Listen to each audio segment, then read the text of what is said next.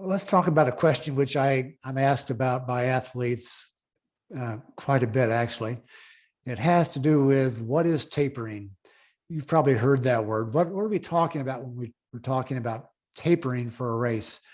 Well, what that means is cutting back on your training for a few days or even maybe a couple of weeks before an important race. So that means you're reducing your training volume. It usually means you reduce not the intensity, but the duration of your workouts.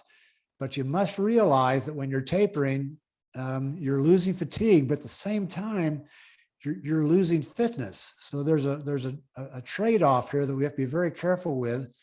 You can't improve fitness by training less, but what you can do is you can improve your what's called form, your readiness to race, your freshness.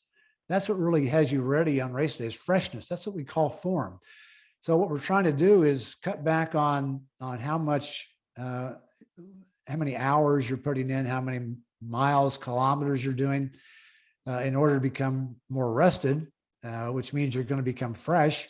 And if you become fresh on race day, you're ready to race at a really much higher level. However, if you try to maintain your fitness by keeping your workouts as long and as hard as they were in the prior weeks, you'll come to race day tired. And no matter how strong you've been in the past, you won't be ready on race day because you're just too tired to put forth the effort. So the idea is you have to give up a little bit of fitness to gain form. And that's what we're aiming for here with form, is more freshness, more readiness to race because you're fresh and ready to go.